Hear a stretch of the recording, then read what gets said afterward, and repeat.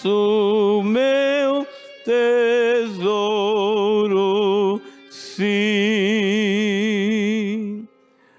Amém.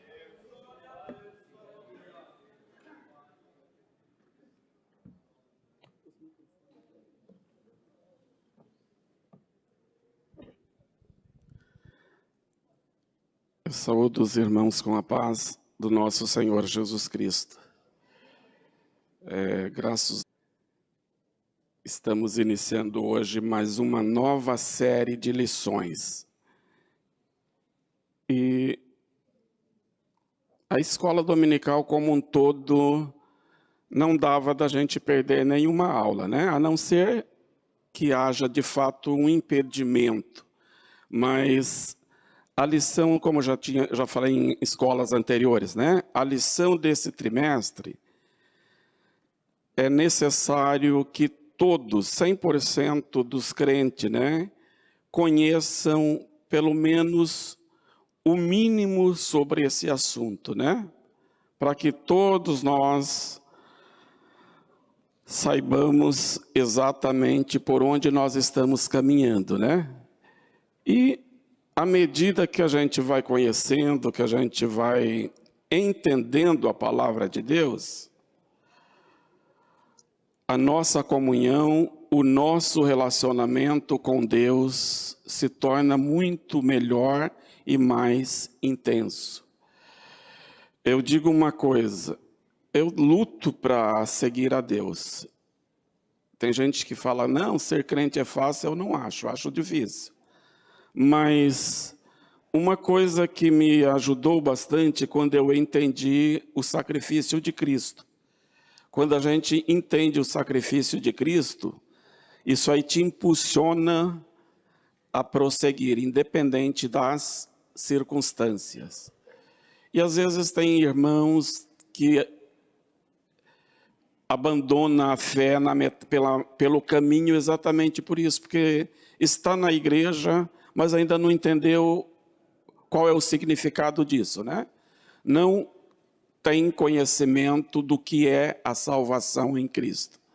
E essa aqui é uma oportunidade muito rica, né, de nós aprendermos, reforçarmos aquilo que a gente já aprendeu sobre as doutrinas básicas da nossa fé. A razão da nossa fé. Assim cremos, assim vivemos.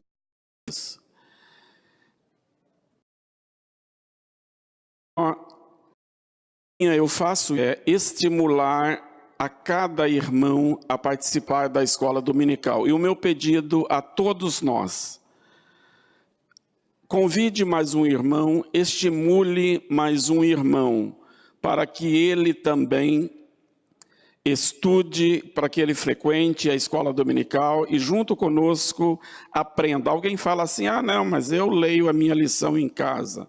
Eu confesso, cada dia que eu venho à escola, cada domingo que eu venho à escola dominical, aí eu fico ouvindo o irmão ensinando alguma coisa, a lição, eu falo, meu Deus, eu já vi esse texto tantas vezes e nunca tinha visto isso que ele está falando hoje. É aquilo que a Bíblia diz, a palavra de Deus se torna nova a cada manhã. É o tema de Bíblia Sagrada, nenhum livro se compara com a Bíblia. Eu tenho livros, eu gosto de... A Bíblia está acima de todo ou de qualquer um outro. Então, meus irmãos, peçamos, ele vai nos ajudar, né? Eu falo da escola, mas a igreja, os trabalhos nossos, o aprendizado, a comunhão não se resume só à escola dominical, né? Os cultos de terça, os cultos de segunda, os cultos de domingo, à noite. Mas é importante nós congregarmos e continuarmos a aprender a palavra de Deus. Vamos nos colocar em pé e juntos vamos fazer a leitura.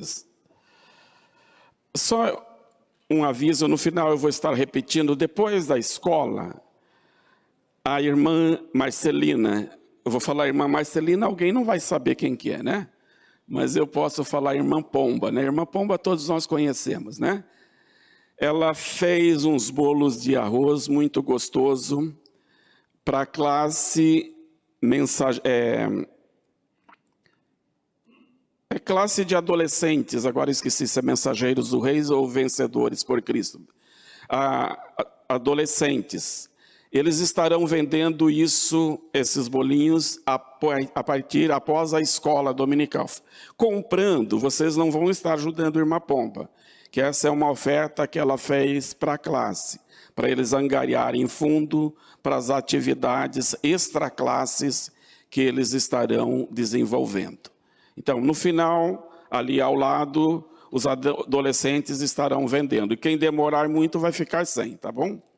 E ainda eu tenho mais um pedido. Tem um irmão, ele ganhou a liberdade agora há poucos dias e ele está indo para Chapada, voltando para sua cidade, para Chapada. E na segunda, ele, além de estar lá, ele tem que comparecer lá em juízo também. E ele está sem dinheiro para pagar a sua passagem. Se alguém puder, o irmão Odenir, dê a sua oferta normal, mas se puder, dê também um pouco a mais para o irmão Odenir repassar para ele, para depois da escola, para ele estar viajando. Como de costume, vamos fazer as nossas leituras, a lição de número 1, lendo junto, inspiração divina, título da lição, textuário, verdade prática. A leitura em classe é bem curtinha, são 4 versos apenas. Aí nós vamos ler os 4 versos em coro. Irmã, a minha direita e a minha esquerda juntos. Leiamos então. Título da lição, inspiração divina e autoridade da Bíblia.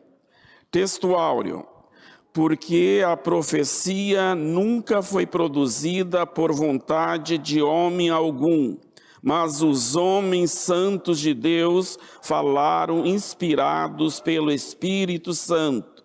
2 Pedro 1, 21. Verdade prática.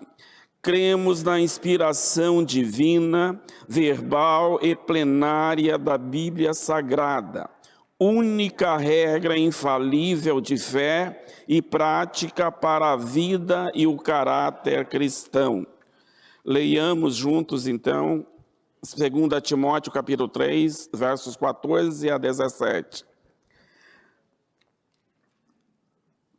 Tu, porém, permanece naquilo que aprendeste e de que foste inteirado, sabendo de quem o tens aprendido, e que desde a tua meninice sabe as sagradas letras que podem fazer-te sábio para a salvação, pela fé que há em Cristo Jesus.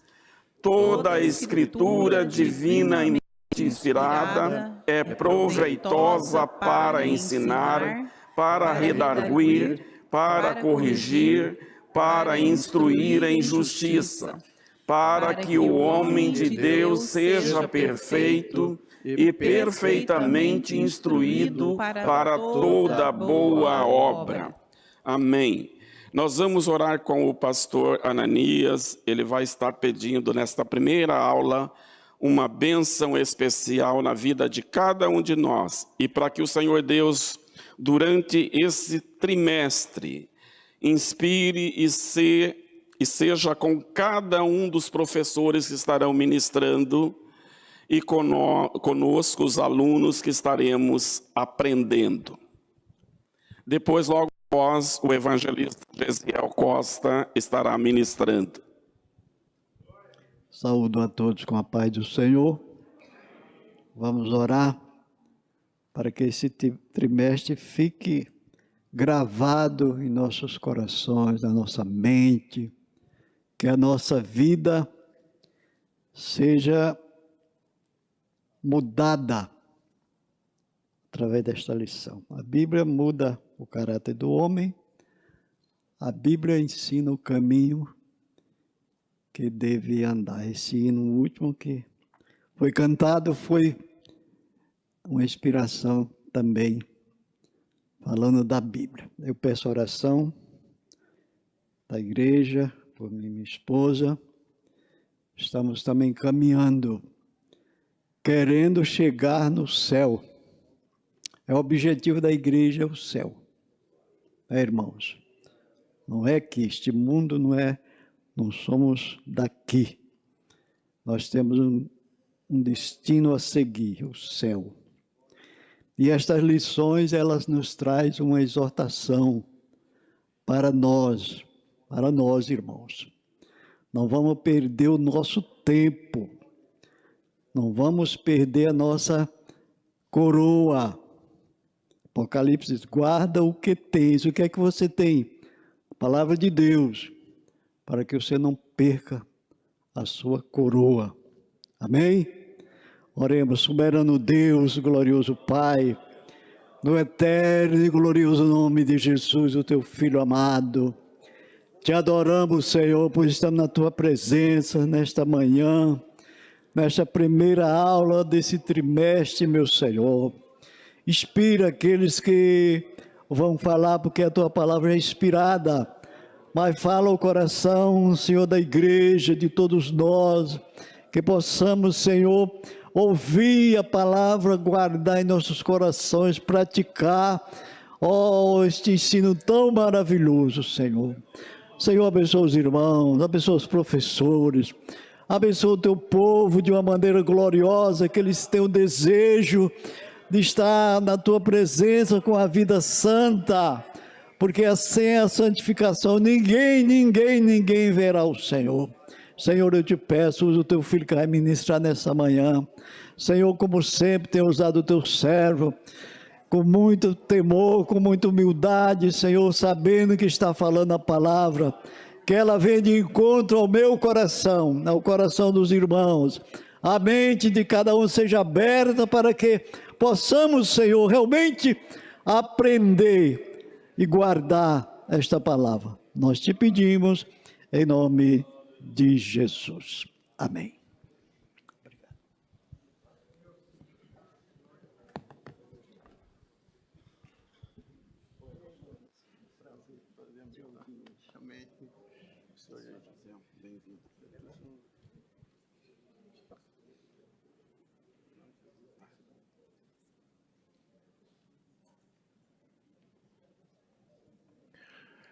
Meus amados irmãos, eu vos saúdo com a paz do Senhor Jesus.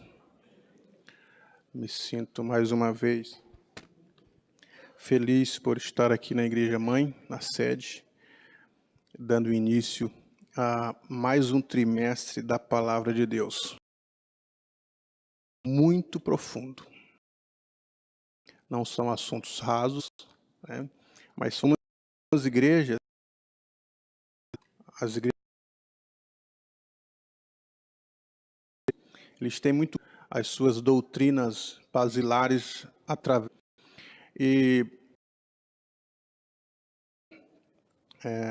ou a própria instituição, a Assembleia de Deus, fazer também a sua declaração de fé, sua declaração de Cristo, os temas que constituem.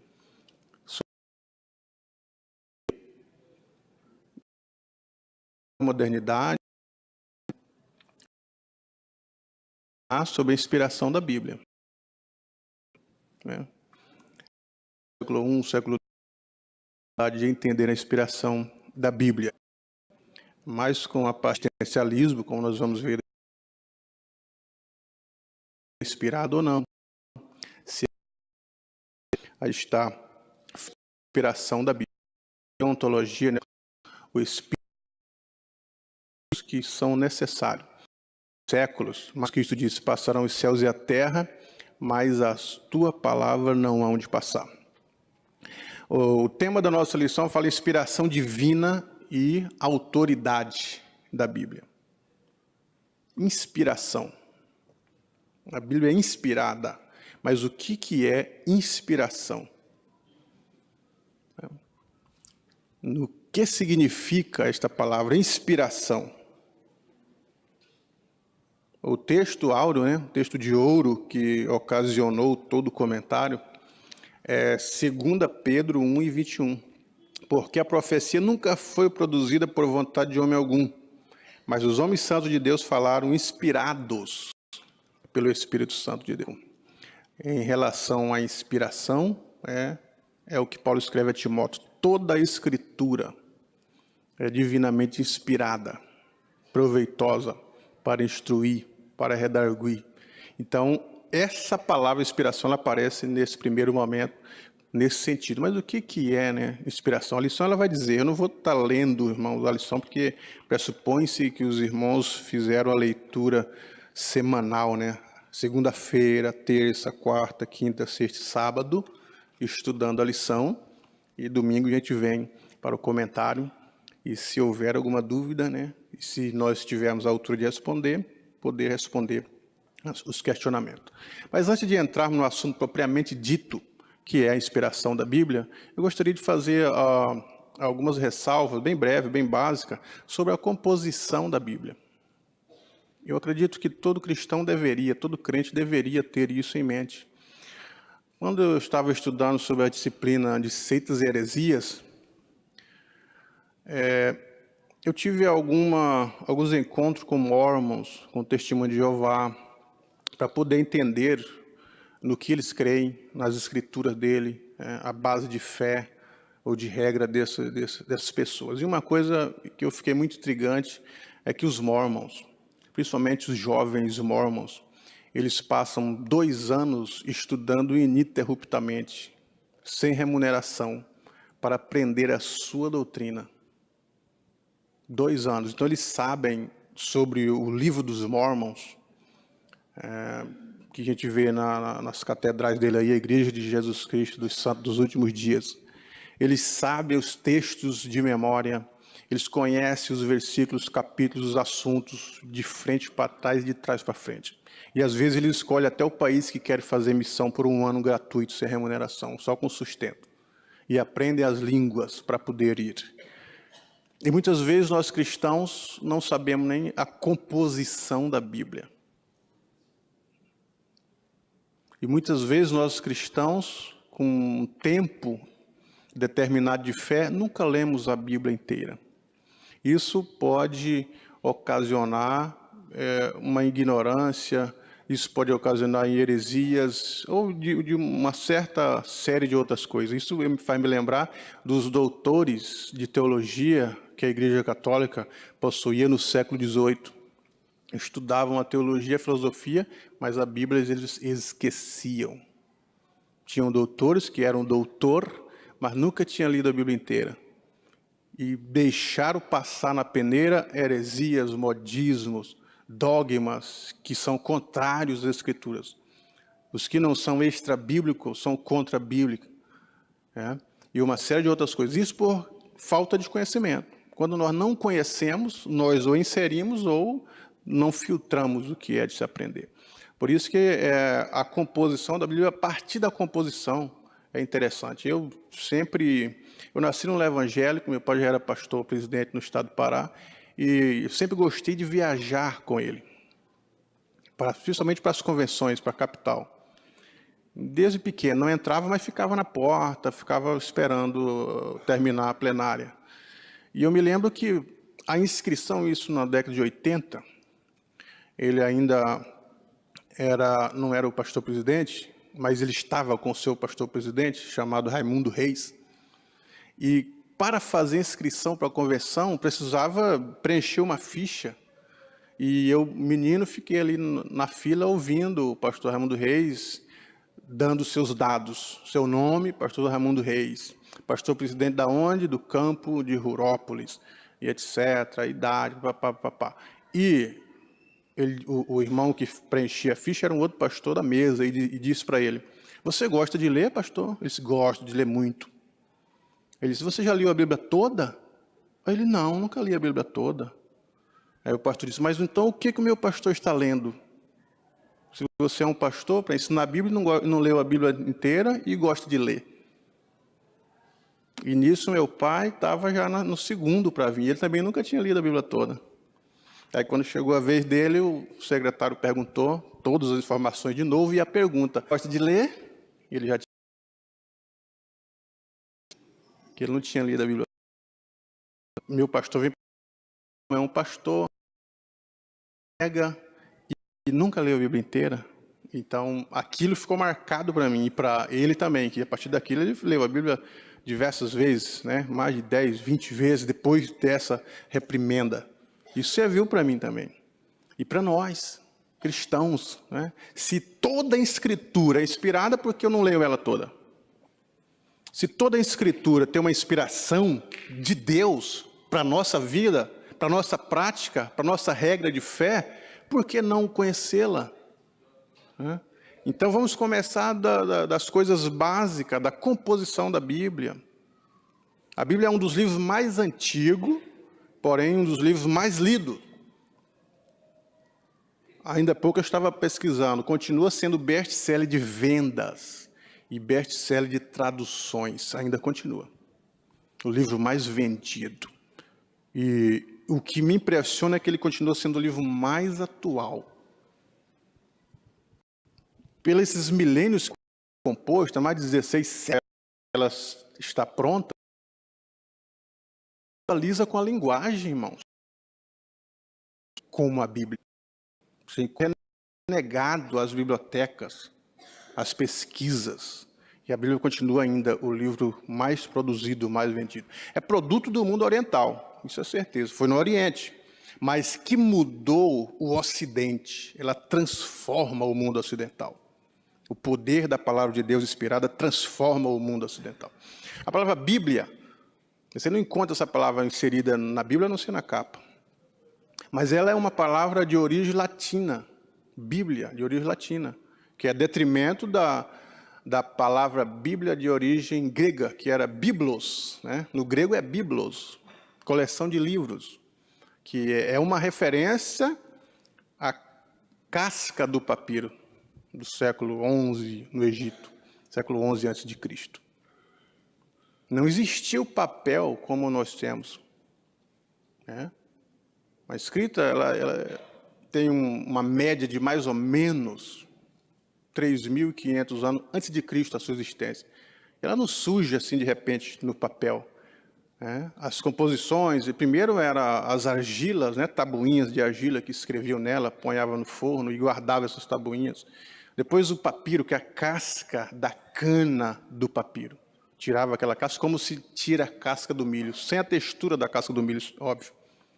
E aquelas folhas eram secas e escrita nela com óleo de carvão vegetal. E era pena, isso era o papiro. E originou-se a palavra biblos, coleção de livros. Aí depois, posteriormente, por causa da Vulgata Latina, ou da Septuaginta, ou Septuaginta, Bíblia, coleção de livros.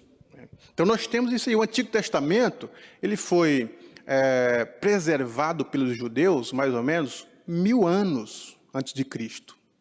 O Antigo Testamento, veio a preservação. Já o Novo Testamento, não, é um produto dos discípulos de Cristo a partir do século I. Com Marcos sendo um dos primeiros livros a ser escrito, aproximadamente 56. Na divergência, mas a partir de 56. Foi um dos primeiros livros a ser escrito, e posteriormente os demais evangelhos, o livro histórico e as cartas paulinas. Agora, quando nós vemos o Antigo, a divisão da Bíblia é essa, Antigo Testamento e Novo Testamento. Antigo ou Testamento, essa palavra testamento, ela significa pacto, algumas variantes significando acordo ou aliança, uma aliança. Então, o Antigo Testamento é uma antiga aliança. Como que era feita essa antiga aliança? Feito através dos sacrifícios, chamada lei sacrificial. Os sacrifícios do Antigo Testamento. As pessoas tinham, para receber ou cobrir os pecados, tinham que oferecer animais inocentes, derramamento de sangue. O Novo Testamento, a nova aliança, o acordo novo, ou pacto novo, com Cristo, já é Cristo, através do sangue de Cristo. A gente entender essas composições basilares é muito interessante. Agora, quando nós observamos, fazendo uma leitura do Antigo Testamento, os santos do Antigo Testamento, os profetas, ou o povo de Israel, eles não tinham uma figura do Novo Testamento como nós temos hoje. A igreja, ou qualquer um dos irmãos, é capaz de pegar o Antigo Testamento e identificar Cristo no Antigo Testamento. Os judeus não faziam isso, até porque eles não creem em Cristo. Você dizia, o Messias foi prometido no Antigo Testamento, e abrir Isaías e dizer, Isaías o profeta messiânico, porque foi revelado através do Novo Testamento. Mas eles não tinham isso claro no seu momento. Eles não tinham. O povo de Israel não observava em Cristo o cumprimento do Messias. Por isso que o Santo Agostinho, um dos pais da igreja, Agostinho de Hipona, ele disse que o Novo Testamento está revelado no Antigo Testamento. O Novo está revelado no Antigo, mas quem recebe essa revelação é a igreja. Israel não recebe. E ele ainda diz, o Antigo Testamento está revelado no Novo, e o Novo velado no Antigo. Né? Então, tem as composições. Por que eu estou dizendo isso? Porque daqui a pouco vocês vão perceber que existem pessoas que dizem assim, não, o Antigo Testamento que é inspirado, o Novo não. Quando Paulo diz para Timóteo, toda a Escritura, ele não está referindo ao Novo, porque o Novo ainda não havia sido escrito. Ele está referindo ao Antigo que já estava pronto. Então há essa divergência em relação à inspiração do Novo Testamento. Então por isso que eu estou fazendo essa assertiva. Agora, a tradução dos 70, chamada Septuaginta, alguns chamam Septuaginta. Ptolomeu, Filadélfio, ele estava em Alexandria, depois que Alexandre divide o reino pelos seus 4 generais, Ptolomeu, Filadélfio ficou com Alexandria. E Alexandria tinha uma biblioteca enorme. E ele propôs para o bibliotecário que todos os que houvesse na época deveria ser traduzido o grego. O bibliotecário converteu Ptolomeu. Existem os judeus, que são considerados um conjunto de leis que são importantes para a informação. Eleazar, que era o sacerdote em Jerusalém nesse período, pedindo para que ele me autorize traduzir o Antigo Testamento para o grego, que era escrito no hebraico. Só os judeus tinham essa posse e essa leitura. E essa carta chegou a Eleazar, fizeram um acordo. Ptolomeu Filadélfio, inclusive, liberou 120 mil judeus que estavam presos em troca desse acordo. E Eleazar, com muito cuidado, para que a tradução não fosse feita de qualquer forma, selecionou 72 sábios, ou 70.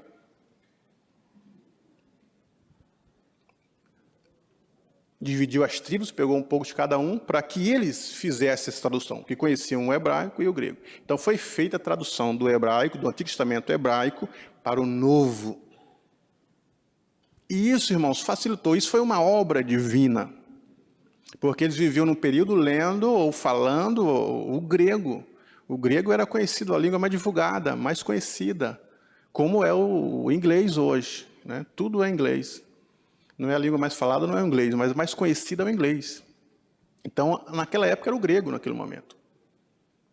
E isso facilitou o conhecimento do Antigo Testamento. Agora, na tradução, enquanto os sábios faziam a tradução do hebraico para o grego, eles fizeram algumas divisões do Antigo Testamento. Não pensem os irmãos que o Antigo e o Novo Testamento já vieram bonitinho como é a nossa Bíblia. Você tem até a página, se for Bíblia igual a minha, pega na página 429. Não existia páginas, não existia títulos nos livros, não existia capítulos, não existia versículos, era uma escrita corrida só. Na época de Cristo, inclusive, já não era mais o papiro, era o pergaminho, era o couro. Agora imagine os irmãos, quantos animais morreram para compor o livro de Isaías, que era uma coisa enorme. Couro de animal polido e escrito com óleo de carvão. Então, para achar um versículo no rolo de Isaías que não tinha página, não tinha nada, ela tinha que desenrolar, era uma dificuldade enorme. Por isso que Lucas ele ficou fascinado quando Jesus entrou numa sinagoga num sábado de manhã. Ele foi convidado para fazer a leitura, e os sacerdotes que faziam a leitura na sinagoga, antes eles iam pesquisar o que eles queriam ler, trazia aquele rolo que às vezes era carregado por 2 ou 3 homens e abria e deixava já aberto. Cristo foi pegado como que de surpresa. Tá o Rabone aí, tá? É o mestre, é Jesus. Então vem fazer a leitura. E ele pegou o livro de Isaías e Lucas fala que ele achou a passagem que estava escrito. Verdadeiramente ele tomou sobre si a nossa dor. Ele achou essa passagem. Lucas ficou fascinado. Mas como que ele não tem nada programado? E com facilidade ele achou. Porque era difícil achar um texto que se queria.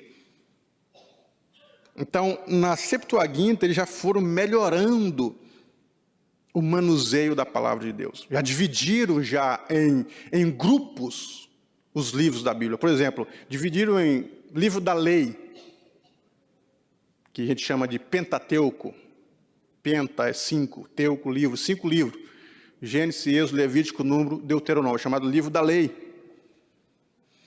O segundo grupo é chamado históricos, né? Que pega Josué, Juízes, Ruth, 1º e 2º Samuel, 1º e 2ª Crônica, 1º e 2ª Reis, Esdras, Neemias e Esté. Esses são os livros históricos. Aí vem os poéticos, né? Que a poesia hebraica é diferente da poesia brasileira. A poesia brasileira é cheia de rimas, né? É cheia de versos. Minha terra tem palmeiras, onde canta o sabiá. Termina com artigo, ou com a composição A. As aves que aqui gorjeiam, não gorjeiam como lá, que é uma rima. Mas a composição hebraica não. O livro de Jó é considerado livro poético, porque a expressão das coisas existenciais ela é de uma forma poética na literatura hebraica. Então, Jó, Salmos, Provérbios, Eclesiastes, Cantares, são livros poéticos. Então, essa divisão dos poéticos e proféticos, que é dividido em profetas maiores e profetas menores. Profeta maior de Isaías a Daniel, profeta menor de Oséias a Malaquias. Então, essa é a composição, dividida em 4 grupos. O Novo Testamento está dividido em 4 grupos. Os evangelhos, né, de Mateus a Lucas, a João, o livro histórico, que é o livro de Atos, contando a história, e as epístolas. Aí, entre elas, pastorais, né, e o livro da profecia. Então, essa é a divisão da Bíblia. Eles começaram a fazer essa divisão exatamente para que facilitasse a leitura e o manuseio da palavra de Deus.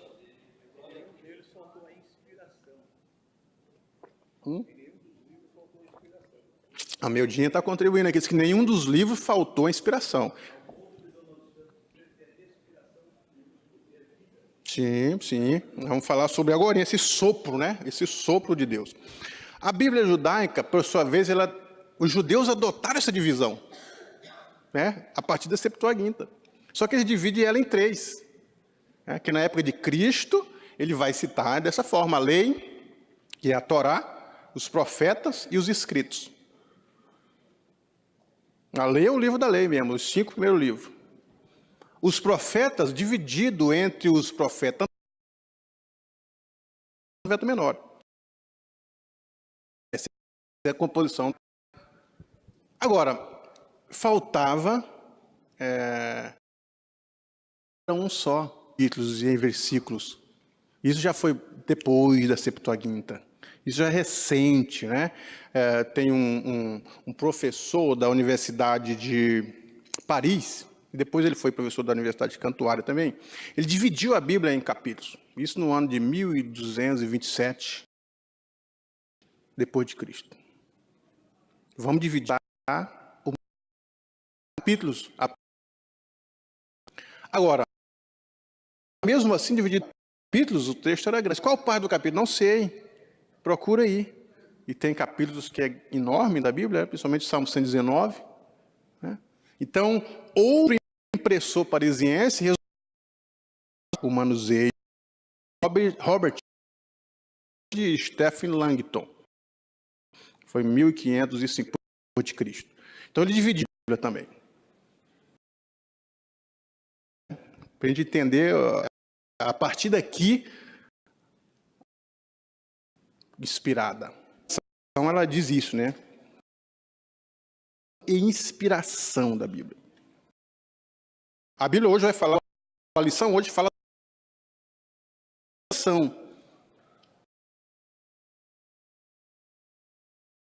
do púlpito. de Deus. O teólogo, contribuição, temática pentecostal, ele é limitado, não consegue os mistérios. Pastor, em uma palestra, dizendo que por mais ficar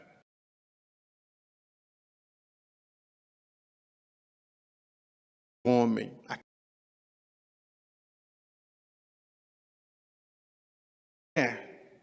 deixa o mistério de Deus, por mais que ela tenha ponto que o homem não entende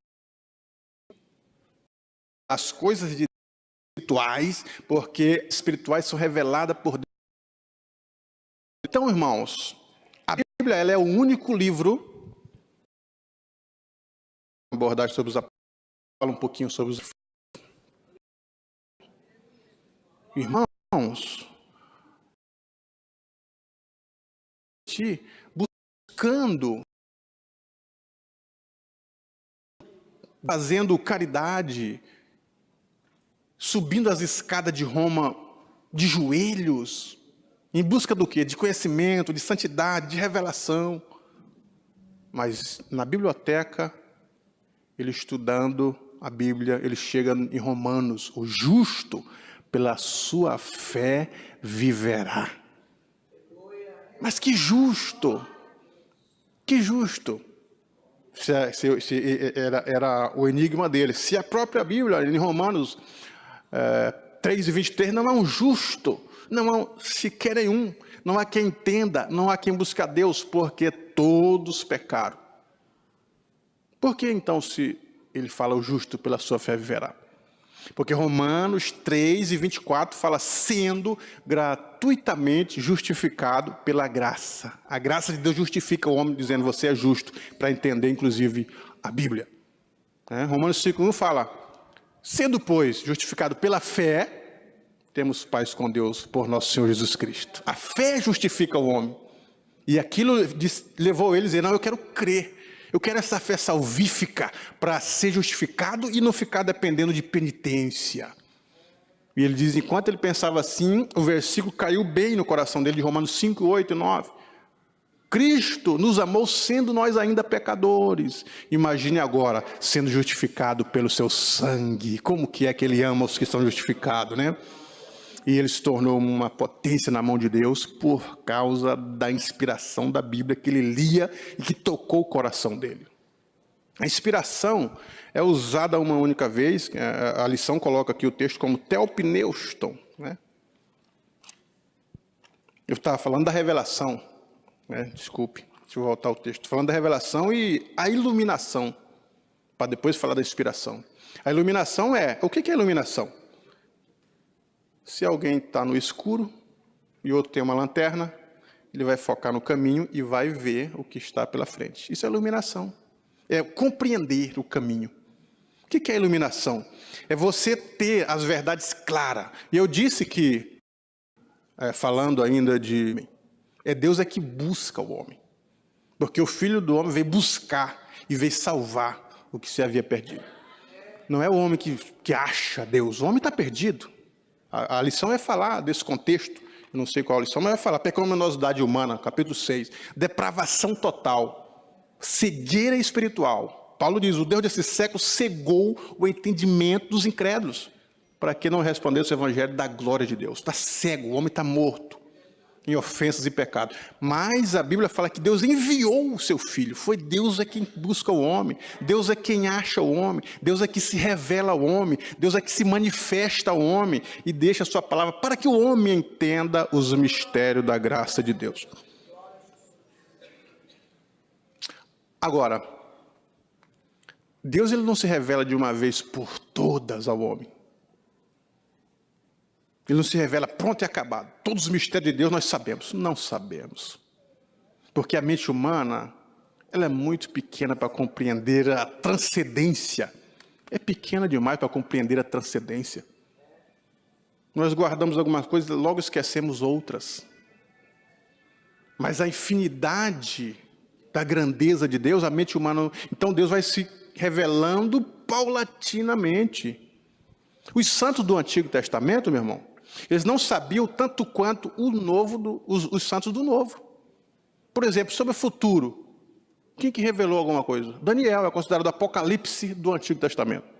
Mas Deus falou para ele, Daniel, sela as palavras deste livro para o dia e para o ano determinado. Ele não entendeu muita coisa. Os santos do Novo Testamento, João já teve o descortinar. Paulo escreveu grandes coisas de revelação. Ele fala que foi arrebatado no céu, sem espírito, ele não sabe. Mas ele teve uma revelação. Escreveu sobre as coisas futuras. Mas em um certo momento, ele escreve para a igreja de Corinto, dizendo, olha, eis aqui vos digo um mistério. Quer dizer, nem ele sabia tudo. Era mistério. Os santos da atualidade, a igreja de Cristo tem o novo, tem o antigo e tem a revelação, e sabemos as interpretações muito mais do que os santos do antigo e do novo. Porque a revelação de Deus, ela é progressiva, cada vez sabemos mais. E Paulo ele diz isso, que ele mesmo, Jesus deu uns para apóstolos, profeta, querendo com isso o aperfeiçoamento dos santos, até que ele chegue à estatura completa de Cristo. Agora, existe muitas coisas que nós não vamos saber nessa vida. Porque a própria Bíblia ela diz isso, que aquilo que os olhos nunca viram e que os ouvidos nunca ouviram é o que Deus tem guardado para nós, né? Os mistérios de Deus. Isso é a inspiração da Bíblia. Isso é a inspiração da Bíblia. Agora, já que falamos da revelação, da iluminação, a inspiração está aí na sua lição. Não vou ler. A inspiração, como diz aqui o texto, né? Que a palavra registrada é teopneuston. Como alguns acham. Senta aí, pega a caneta. Quando fala do teopneusto, sopro, inserido espírito, a parte material do homem. Isso é a alma. Né, faixa, pneuma de espírito e de alma. A inspiração de Deus é o espírito de Deus para escrever os espírito de Deus. Vamos falar, né, que a causalidade. Deus é dos para que escreva aquilo que ele... Profetas não foram secretários, escrevendo ditados, mas escreveram consciente. Paulo acha que ele está escrevendo dele mesmo. Ele resolve aconselhar, mas se fosse fazer uma apanhada, 200 livros, livro de Bartolomeu, 1, 2, 3, 4, Arroio, outros, Bíblia, outros, Tiago, sucessivamente. No lixo, não. Nem todos são jogados. Existe aqueles, você pode observar, nem para ser cumprimentado nem recebido. Nós vemos Paulo restando esse tipo de apóstolos que queriam, como se fosse Paulo enganar a igreja, e esses apóstolos têm que deixar de lado. Agora, o contexto histórico, e serve muito. Talvez não seja ele por Eusébio, história eclesiástica, né? E alguma coisa depois de Cristo. Ele relata um dos fatos dos apóstolos que João chegou numa cidade, ele era apóstolo das 7 cidades da Ásia. Ele visitava todas e voltava. Ele chegou em uma chamada Tiatira, se eu não me engano é Tiatira, e ele pregando, um jovem aceitou. E era um jovem de uma gangue. E ele chamou o pastor de Tiatira e disse, olha, você vai cuidar desse jovem, enquanto eu faço toda a volta nas 7 igrejas da Ásia, eu volto, eu quero ele. Quando ele voltou, o jovem já não estava mais crente. Chamou o pastor, mas cadê? Não quis nada, apóstolo João. Ele albardou o cavalo, saiu procurando o jovem nas cidades, até que achou nas montanhas. O jovem envergonhado fugiu e ele conseguiu pegar. Disse, não, eu não quero falar nada para você, eu só quero cuidar de você. Trouxe para a igreja e disse assim, eu vou ficar aqui na igreja e vou cuidar de você até que você firme seus passos. E ele ficou 1 ano por causa de um jovem. Enquanto o jovem não firmou e não se tornou obreiro, ele não prosseguiu sua viagem. Mas isso não está na Bíblia. Isso está nos apócrifos. Esses registros ele tem um valor histórico. E os valores históricos nós vamos ver daqui a pouco, que a Bíblia também tem seu valor histórico. Nós vamos ver daqui a pouquinho, se houver tempo, para falar sobre isso. Então, a gente não pode rechaçar porque certos apócrifos têm seu valor. Agora, muitos são invencionices, né? Que Jesus, desde pequeno, operava milagre, pegava uma pedra, pegava um algodão e fazia dela uma pombinha. Não, isso já são coisas de apócrifo mesmo, não inspirado. Né? Voltando para o nosso tema da inspiração, as características do escrito inspirado. Quais são os escritos? De Gênesis a Apocalipse. Eu sou da teoria de que o Novo Testamento também é inspiração divina. Né? Por mais que existe, a gente vai falar daqui a pouco, alguns teólogos que acreditam que não, que quando Paulo fala de toda a Escritura, é toda do Antigo, porque ela já estava composto o cano do Antigo Testamento, e não tinha nada escrito do Novo, portanto, não poderia se referir ao Novo, mas vamos achar base, eu acho base e argumentos, e acredito nisso, que o Novo também é inspirado. Característica dos escritos inspirados. A inspiração plenária. O que é inspiração plenária? É a totalidade, é a completude, quer dizer, toda ela. Por que eu estou dizendo isso? Porque alguns falam assim, não, a Bíblia conta algumas mentiras. Ela relata a mentira do diabo, certo? Mas essa mentira não é da Bíblia. Ela está fazendo um relato que não é dela. Então a gente não pode crucificá-la por causa disso. A Bíblia conta os argumentos dos irmãos de Jó que não são válidos para identificar a causa do sofrimento de Jó. Não são válidos aqueles ensinam. Você está sofrendo porque está em pecado. Está sofrendo porque foi infiel a Deus. Não são válidos isso. Mas a Bíblia não são dela esses argumentos. Ela simplesmente relata para o nosso conhecimento.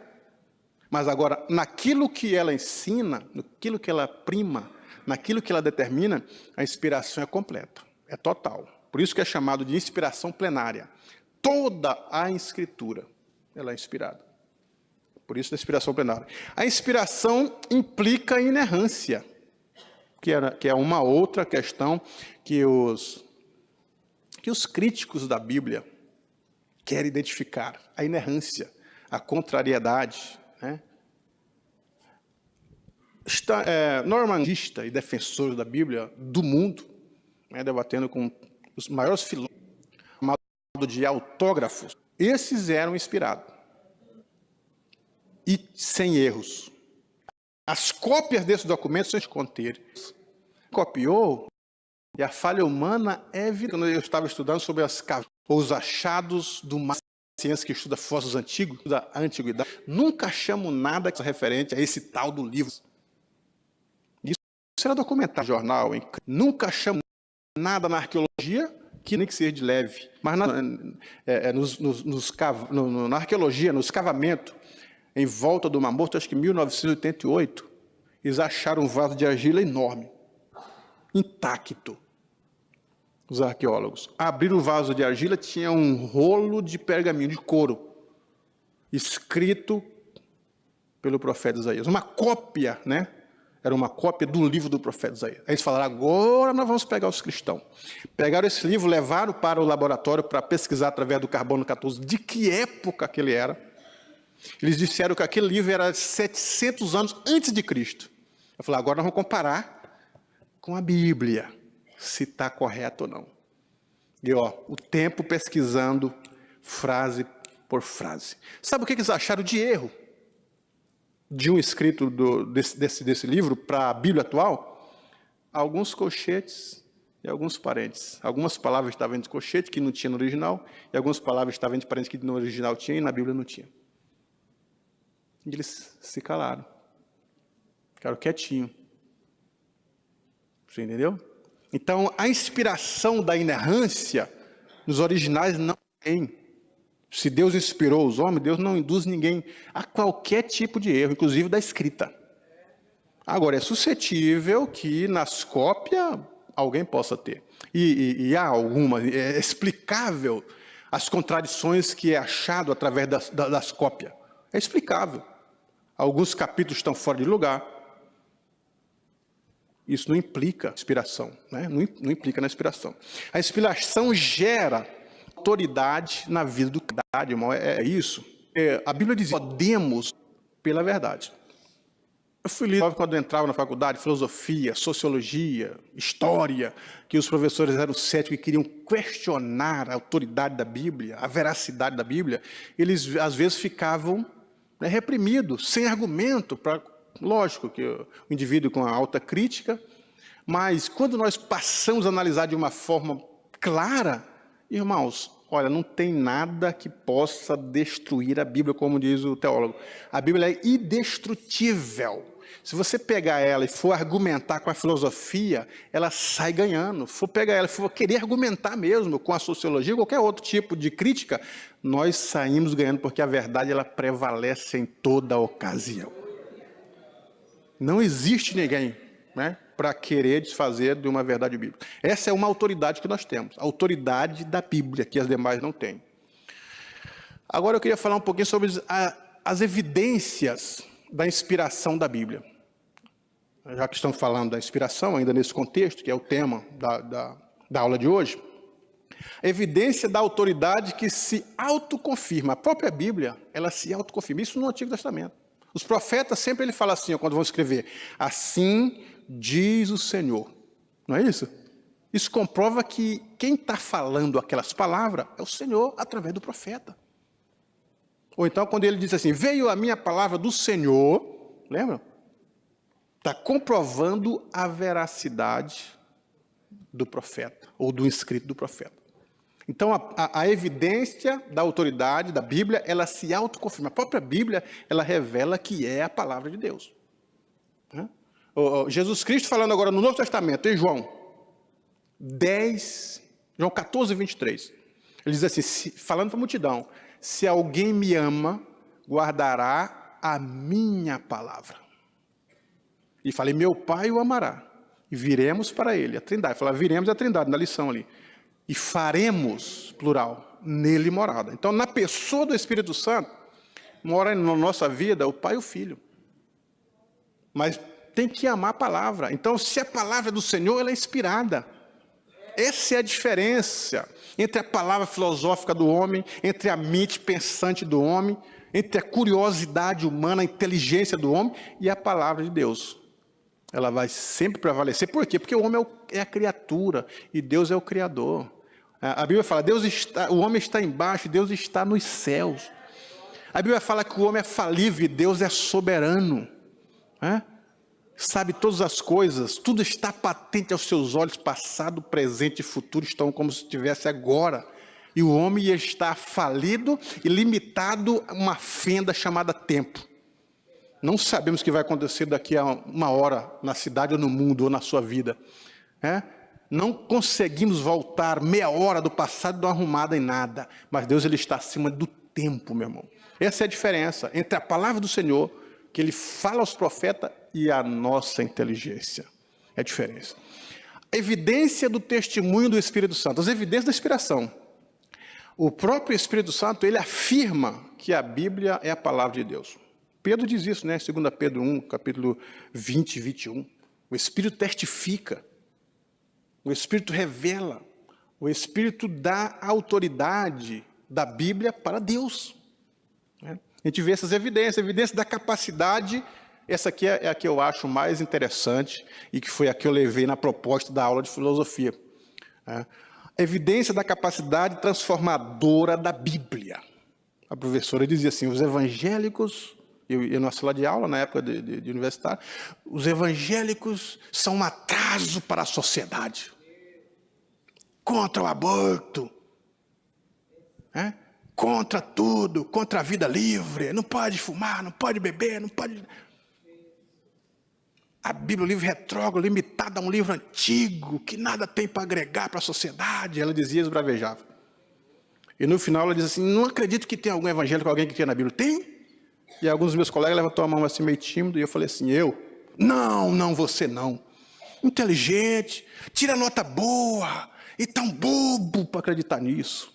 Me fala qual a contribuição que a Bíblia tem para a obra social. E eu disse assim, olha, professora, a gente vê dia após dia a estatística que as cadeias aumentam e os presídios aumentam. Os presídios estão superlotados. E quando esses indivíduos saem, que eles entram no presídio, eles saem. Se não houver um encontro com Cristo, sai pior, porque as cadeias é uma faculdade. Você aprende as atrocidades com os demais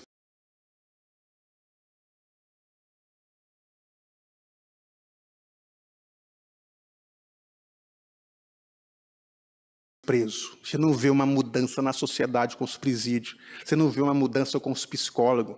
Você não sei se vocês viram as notícias de Fábio Assunção, que foi afastado da novela por causa da cocaína e se tratou com um psiquiatra durante 6 meses. Aí, não, agora já está curado, pode voltar a fazer novela. Vira a papagaiada que ele fez, né? Fábio Assunção, não sei se vocês viram no noticiário. Que cura que o psicólogo deu? Não deu nada, mas a Bíblia, ela transforma o viciado. O indivíduo que é viciado, que crê na palavra de Deus, que aceita Jesus Cristo, ele larga o vício pelo poder de Jesus Cristo, pelo poder da palavra de Deus. O delinquente, o leproso, o cego, os pecadores odiosos, eles são transformados. Aqui eu conheço, eu poderia citar, mas não é o caso, de pessoas aqui, nesse plenário, aqui na escola de hoje, que outrora estava no presídio, porque assaltava e roubava carro forte, e foi parar no presídio durante 2 anos. Mas lá dentro ele ouviu, olha, Jesus pode transformar a tua vida, te reintegrar à sociedade e fazer de você um pastor. E ele disse, eu quero isso. E hoje é um pastor transformado, reintegrado à sociedade e com a Bíblia em punho. Essa é a inspiração divina. Esta é a autoridade divina. Esta é a palavra de Deus que transforma o ser humano. Nós estamos falando da inspiração da Bíblia, meu irmão. Qual que é a maior obra social? É a transformação do Evangelho. Alguns têm questionado, né? Por que não distribui dinheiro? Por que não coloca uma caixa beneficente? Isso são coisas secundárias. Mas veja a situação do Brasil, o maior país católico do mundo, a revista Veja publicou, chateada. O maior país católico do mundo está se tornando evangélico. Já são quase a metade dos cristãos do Brasil evangélico. A igreja tirando essas pessoas da margem, dos vícios, da sociedade, da delinquência e colocando nas igrejas bonito para louvar e adorar. Quem que transforma? É o psicólogo? É o doutor? É o filósofo? É a faculdade? É o presídio? Não. Quem transforma é a palavra de Deus através da ação do Espírito Santo. A Bíblia é inspirada. A Bíblia toca e transforma o indivíduo. Quantas vezes, meu irmão? Às vezes a gente lê alguns romances e fica consternado, né? Eu, quando criança, gostava de ler o Dilema de Luciana, de Cláudio Ribeiro Rocha, da CPAD. Gostava de ler Contudo a Esperança, do nobre pastor João Pereira de Andrade Silva. Ficava emocionado. Mas, irmãos, quando você pega a Bíblia, às vezes você não aguenta, você está lendo as palavras e tem que tirar o rosto para não pingar as lágrimas nas páginas, porque ela está falando contigo viva. Por isso que a Bíblia diz, a palavra de Deus é viva, é eficaz, penetra até a divisão da alma e do espírito do indivíduo. É a Bíblia, é a inspiração plenária da Bíblia. Estamos falando da evidência, da capacidade de transformação que a Bíblia tem. Evidência da unidade. A gente poderia falar da evidência da unidade em vários momentos aqui.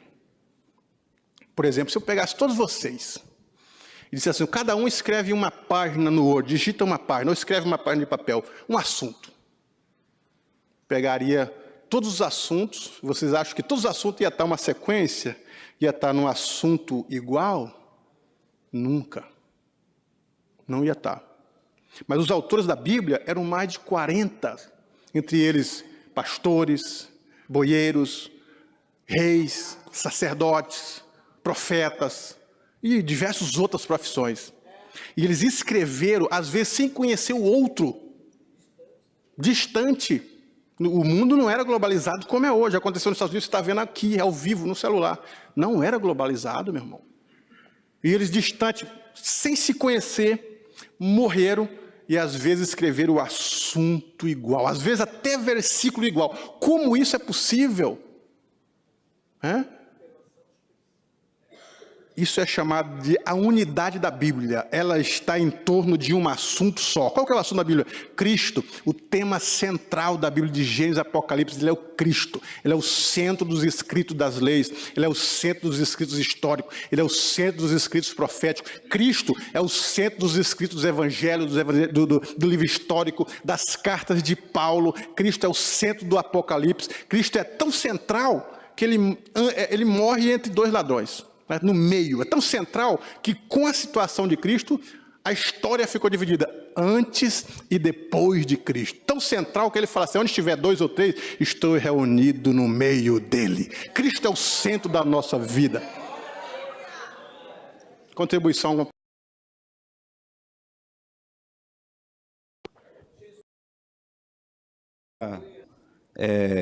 Corroborar com esta sequência da comprovação da veracidade da Bíblia e da sua, como é que ela se encaixa. Em Josué 6:26, nós temos um verso que Josué fala, eles esconjuram uma cidade, amaldiçoa, e isso acontece 470 anos depois. Josué 6:26 está escrito assim, naquele tempo, Josué os esconjurou, dizendo, maldito diante do Senhor, seja o homem que se levantar e reedificar esta cidade de Jericó, perdendo o seu primogênito, ou seja, o seu primeiro filho, afundará, e sobre o seu filho mais novo, ou seja, sobre o seu caçula, lhe porá as portas.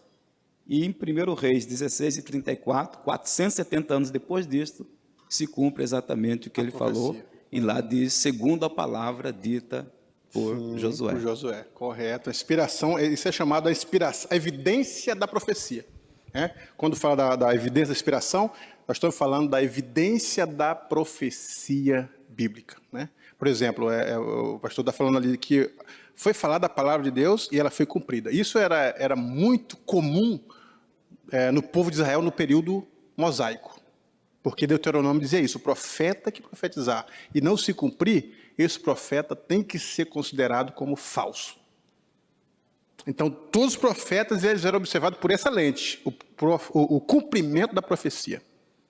E ali nós estamos vendo a veracidade do profeta, inspirado por Deus, porque as profecias estão cumpridas. Irmãos, esse dia eu estava fazendo um levantamento, falando nos Evangelhos e Atos com os alunos. Mais de 330 profecias ditas no Antigo Testamento, sobre Cristo, cumpridas em Cristo. Todas cumpridas em Cristo. O profeta Miqueias, ele fala o local da cidade, Miqueias 5:2. E tu, Belém Efrata, de ti virá o libertador. Ele fala 500 anos antes. E Jesus está em Nazaré. E Maria está com 9 meses grávida. E não vai cumprir, está em Nazaré, 160 quilômetros longe de Belém.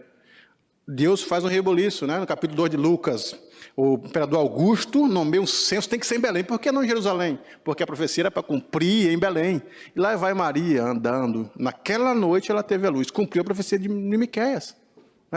O profeta Isaías profetizando 700 anos antes de Cristo. Que a virgem conceberá, dará à luz um filho. De repente nós vemos a evidência de Maria. Salve a agraciada entre as mulheres. O Senhor é contigo, o anjo falando para Maria. A profecia cumprindo. Mais de 300 profecias cumpridas em Cristo. No Salmo 22, o salmista está falando de um outro elemento, mas ele esquece que está revelado essa profecia em Cristo, falando que os ossos não seriam quebrados. Os ossos de Cristo, já deu 6 horas, tem que tirar o defunto, não pode ficar depois das 6. Se estiver vivo, corta os pés. Não, Cristo já morreu. Não precisa quebrar nada, porque o profeta disse que não ia quebrar nenhum osso. O profeta disse que ele seria furado do lado.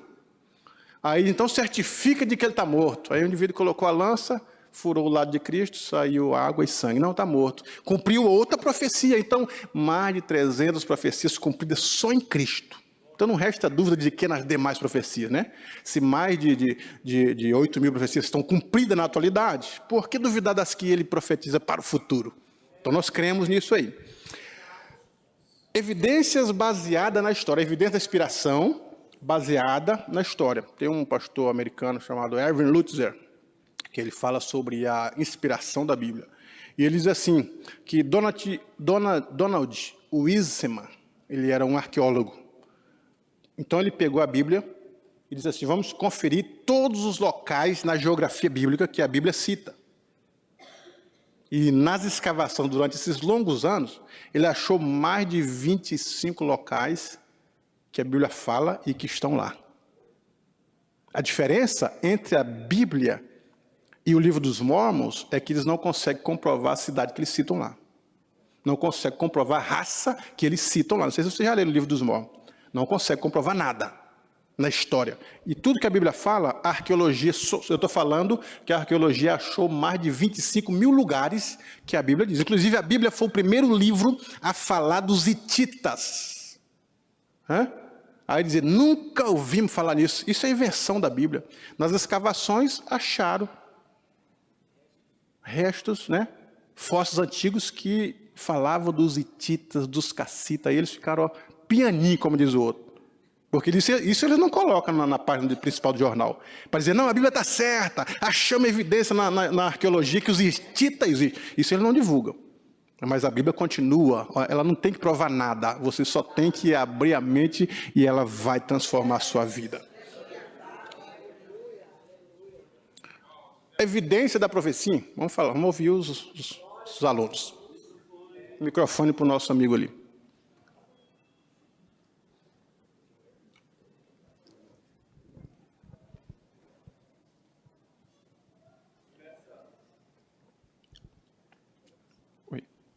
Nessa contribuição também, quero pegar Isaías 9. Mas a terra que foi angustiada não será entenebrecida. Ele envelheceu nos primeiros tempos, a terra de Zebulon e a terra de Naphtali. Mas nos últimos a enobreceu junto ao caminho do mar, além do Jordão, a Galiléia e dos gentios. O povo que andava em trevas viu uma grande luz, e sobre os que habitavam na região da sombra da morte, resplandeceu a luz. Vamos agora, Mateus, não é? Sim. Só um minutinho, por favor. Pode ler.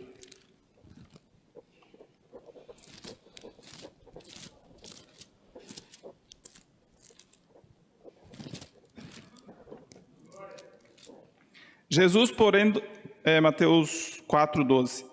Jesus, porém, ouvindo que João estava preso, voltou para a Galiléia e, deixando Nazaré, foi habitar em Cafarnaum, cidade marítima nos confins de Zebulon e Naphtali, para que se cumprisse o que foi dito pelo profeta Isaías, que diz: a terra de Zebulon e a terra de Naphtali, junto ao caminho do mar, além do Jordão, a Galiléia das nações, o povo que estava assentado em trevas viu uma grande luz, e os que estavam assentado na região da sombra da morte, a luz raiou. Sim, para que se cumprisse. A gente vê muito, principalmente em Mateus.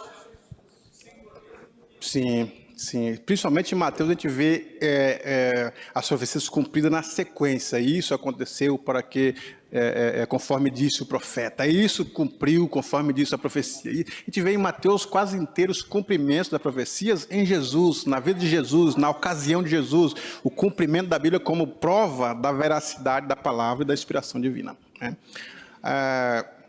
Evidência da profecia ainda, o irmão já que o irmão está tocando ali, eu lembrei de Daniel 10:4, que ele dá uma profecia que a ciência e o conhecimento se multiplicariam. E se você observar, os cientistas falam assim, que o conhecimento científico, ele cresceu nesses últimos 10 anos, mais do que nos últimos 100 anos.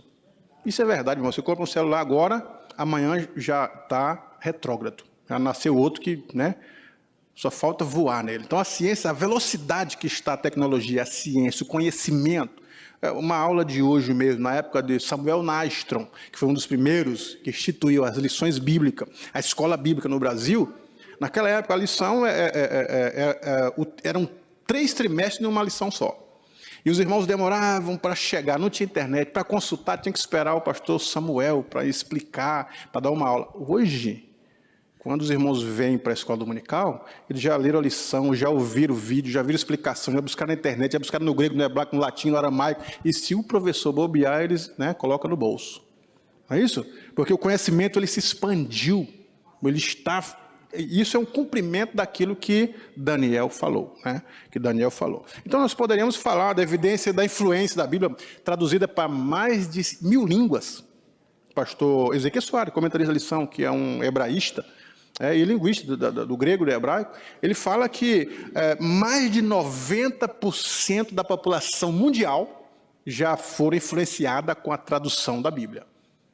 Mais de 90%. Evidência na sua indestrutibilidade. O imperador Diocleciano, no ano 303, ele falou assim, nós vamos acabar com todas as Bíblias que os cristãos estão pregando. E mandou queimar e prender aonde tivesse Bíblia. E a Bíblia continua viva. O filósofo Friedrich Nietzsche, ele deu uma profecia.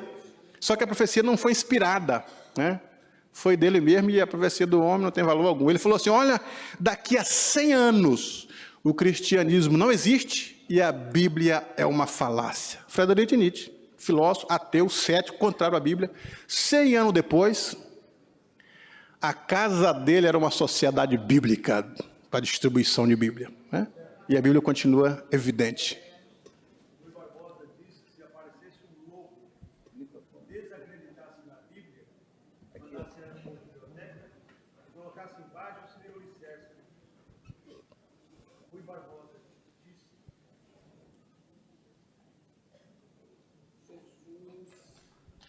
Que se aparecesse um louco que desacreditasse na Bíblia e mandasse ela para uma biblioteca como inutilidade, se colocasse embaixo, seria o alicerce. Se colocasse no meio, seria o coração. Se colocasse em cima, seria a coroa.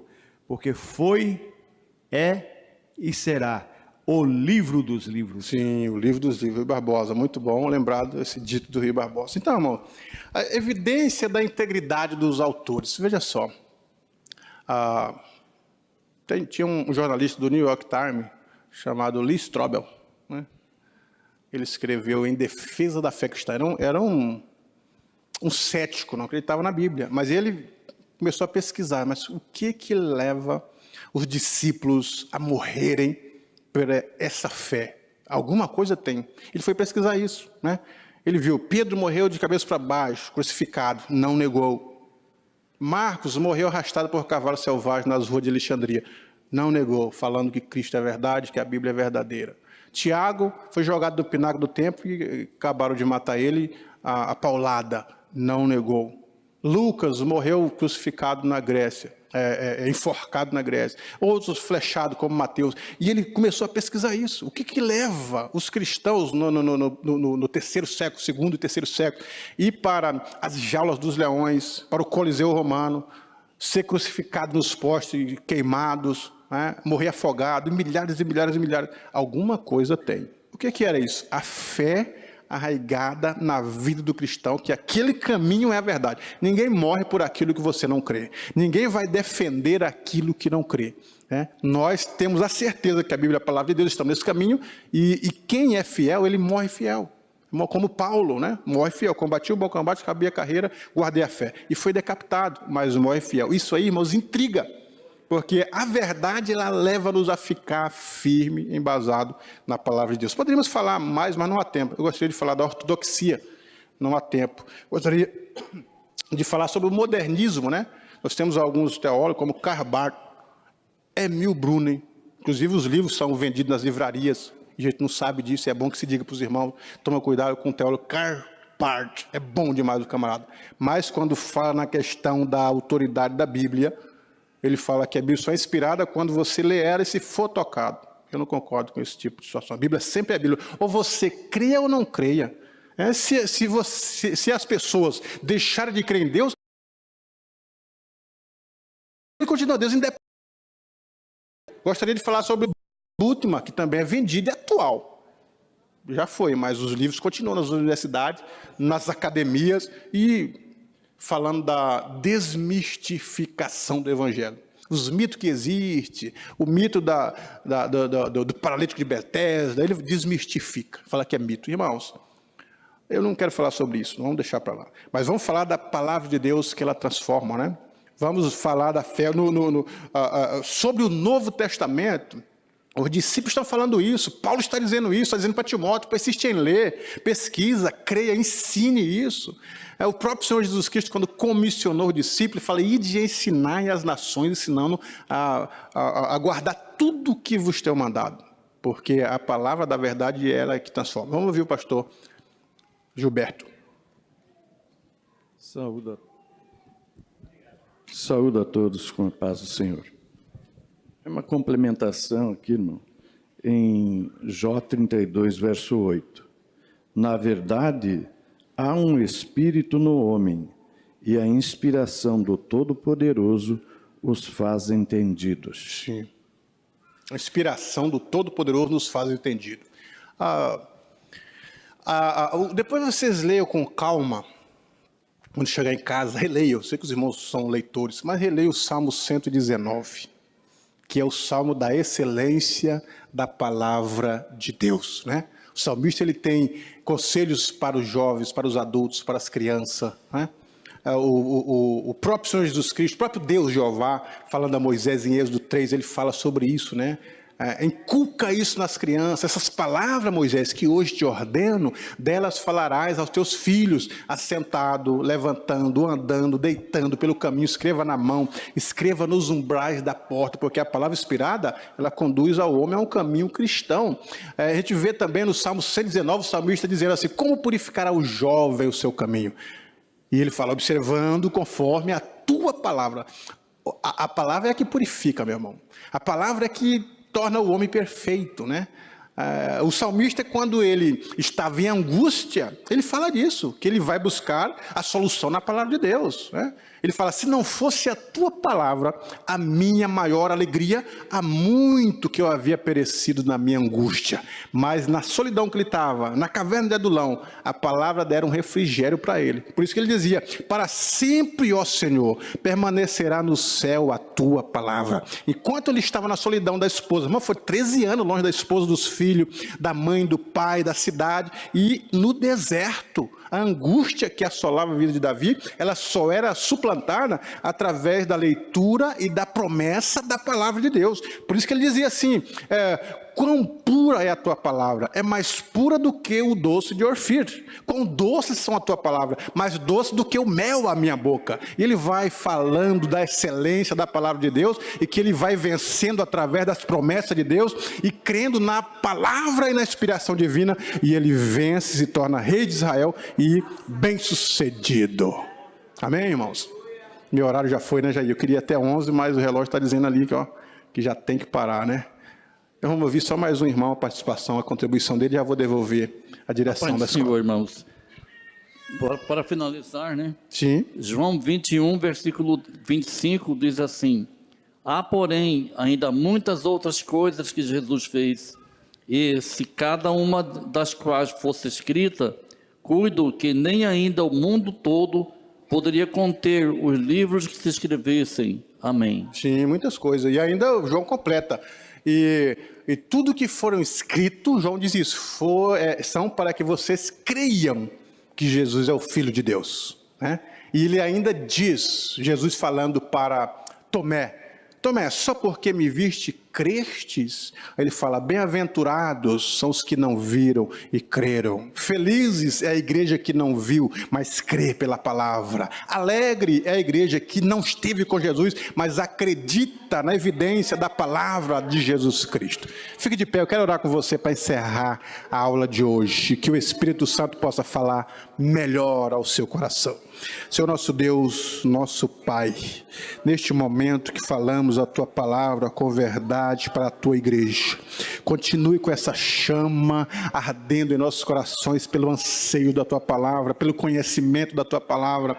Ajuda-nos a ser cumpridores da Tua palavra, não somente ouvintes. Deus, que essa palavra possa achar guarida no nosso coração, que possamos falar de Ti, falar da Tua palavra, falar da Tua volta, da Tua salvação para este mundo que vive sem esperança política, sem esperança médica, sem esperança de nada, mas Tu és a solução para a humanidade, para a nossa alma, para a nossa vida. Te pedimos essas bênçãos agradecidos em nome para a glória de Jesus. Amém. Irmãos, assente só mais um minutinho e já estaremos encerrando. Nós agradecemos a Deus pela vida do nosso irmão Gesiel e de todos os outros professores que têm colaborado conosco. Que o Senhor Deus continue dando a eles para que eles distribuam à igreja. Só lembrando os nossos avisos, terminando lá embaixo, os adolescentes estão vendendo aqueles bolinhos gostosos e a arrecadação é em prol do trabalho deles mesmos. Mas uma outra coisa, nós vamos ter agora na última semana agora desse mês, a escola bíblica de férias, vai ser nos dias 26 e 27 desse mês, de julho. Aqueles irmãos que têm filhos de 3 a 12 anos, façam a inscrição dos seus filhos. Se vocês tiverem sobrinhos, façam também. E convide algum vizinho, algum amigo, filho de algum amigo que você tenha condições de trazer, que não seja crente também, porque o objetivo não é apenas para as nossas crianças, mas também é um trabalho evangelizador. Então faça a sua inscrição ali após a escola, e as coordenadoras, elas mandaram confeccionar esse livro, né? Isso aqui é bastante conhecido em escolas, né? Colégios, mas é uma forma que elas acharam de angariar fundos para realizar o evento. Por que isso? Porque a escola dominical, o departamento da escola, não quer onerar o caixa da igreja, que nós temos ouvido a situação, né, que tem outras coisas para serem honradas. Então foi feito este livro de ouro, que é chamado. Aqueles irmãos que desejarem e puderem, dê a sua contribuição, anotem no livro, dê a sua contribuição. Isso aqui vai ser totalmente revertido para a festividade, a escola bíblica de férias a ser realizado. Após a escola, os irmãos façam isso. E voltando agora para as nossas lições, eu vou repetir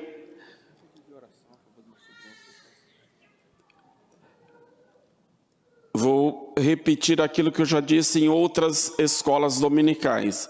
Se os irmãos gostaram da escola bíblica dominical, repasse isso para outros, estimule outros. Se alguma coisa não agradou você, fale comigo, que a gente vê o que pode ser feito, tá? Mas se você gostou, não fique só com isso para você. Vocês perceberam a importância, a riqueza que é essa lição. O irmão Gesiel, ele falou algumas coisas, eu lembrei de alguns confrontos também que eu tinha na universidade, na defesa do evangelho, né? E só contando um fato rapidinho, um dia os gideões, né, que distribuem bíblias, né, Novos Testamentos, eles estavam distribuindo Novos Testamentos ali na UFMT, ali naqueles primeiros blocos ali na entrada, departamento, história, e eu estava acompanhando o Valmir. Eu nunca pertencia aos Gideões, mas eu participava da ABU, Aliança Bíblica Universitária, e nós estávamos junto com os Gideões. Aí entramos numa classe de história, e o Valmir falou, pastor Valmir, que pregou, que ensinou na escola dominical do domingo passado, e começou a distribuir os Novos Testamentos. Aí teve um aluno, um jovem, que pegou o Novo Testamento e jogou assim, com desprezo. Aí quando terminou a distribuição, a professora disse para ele: meu jovem, você está muito enganado. A Bíblia é um livro de muita importância e ele vai ser usado aqui no curso de História, pois ele é uma fonte de consulta histórica. E eu fiquei feliz com a posição da professora. Então, irmãos, a Bíblia, o conhecimento bíblico é uma riqueza. E no domingo próximo nós vamos estar estudando sobre Deus e sobre a criação. É um assunto bastante polêmico, mas nós precisamos conhecer. Estará ministrando o evangelista Marcos Guimarães. Nós temos a escola bíblica, né? A escola bíblica, abertura é hoje à noite, o culto de abertura. E a partir de amanhã tem estudos bíblicos lá no grande templo. Mas nós, no domingo, vamos ter normalmente a nossa escola, tá?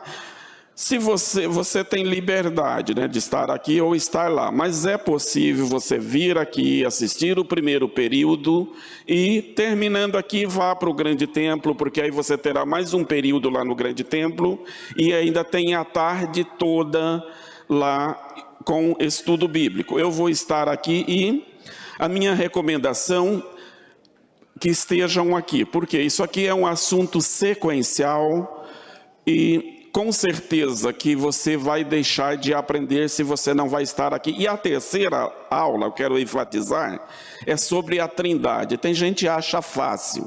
Sinceramente, eu não acho fácil o ensino sobre a Trindade. Então, irmãos, estejamos na escola dominical e estejamos estimulando aqueles que não vêm para que venham, para que toda a igreja ganhe com isso. O pastor José Pires, ele estará orando a Deus, agradecendo por essa escola que nós tivemos. E também, irmã Dora, vem à frente, por favor.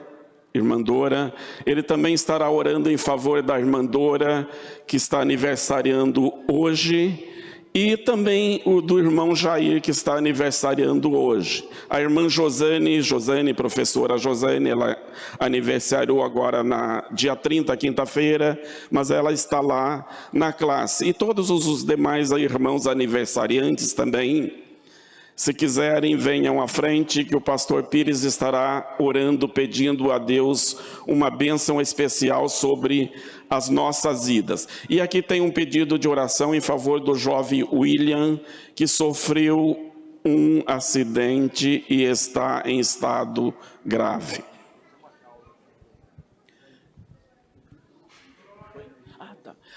Eu me esqueci, irmão. O Gesiel, ele tem um livro, ele escreveu um livro, o livro do irmão Gesiel está ali à frente, vale a pena adquirir. Eu já adquiri o meu, tá? Então façam isso, que com certeza vocês vão estar sendo enriquecidos. Tá. Meus irmãos, vamos ficar de pé. É bom conhecer a Bíblia, que um dia alguém vai te fazer uma pergunta. Já me fizeram uma pergunta capciosa. Quando teve de dilúvio, todos os animais morreram? Eu disse que respirava na terra. A Bíblia não fala que os peixes morreram. A pessoa diz, o senhor é esperto. Não é esperto? Não, eu li a Bíblia. Por isso vocês vão encontrar fósseis que pode ser muito antes do dilúvio. Mas o que estava na terra e dependia do seco e do ar, às vezes nós, irmãos, não conhecemos a Bíblia como Deus quer que nós a conheçamos. Senhor Deus, Pai de Jesus Cristo, dá-nos graça de conhecer, entender e pôr em prática aquilo que lemos da Bíblia Sagrada. Ajuda-nos, Deus.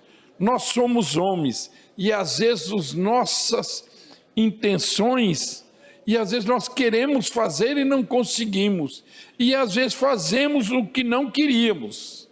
Isso é uma luta interna de todos nós. Então, pela tua palavra, nos desperta, nos dá graça, nos dá misericórdia, nos faz entender. Usa sempre, irmão Gesiel, como usaste hoje e outros professores, para que eles recebam essa inspiração divina e nos transmite a tua palavra como deve ser feita. Senhor, vem nos abençoar, guardar pela tua misericórdia. Abençoa o irmão Jair e a irmã que faz aniversário, guarda-os para que eles possam viver muitos anos feliz até te encontrar na glória. A irmã Almeida que disse sobre acerca de um problema, estenda tuas mãos e a todos nós nos abençoe, perdoa as nossas falhas, ajuda, firme os nossos artelhos para que possamos caminhar corretamente como quer a tua palavra. Abençoa esta igreja, sua direção e a todos nós em nome de Jesus.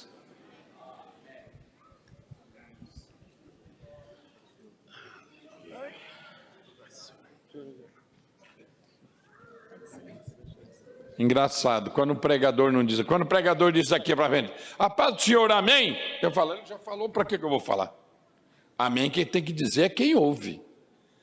Amém não quer dizer, muita gente fala que amém quer dizer assim seja, pelo menos na língua hebraica não, ela tem 13, o assim seja é o terceiro, quer dizer, verdade, e tem outro, por isso que nunca diz 3 améns, um atrás do outro.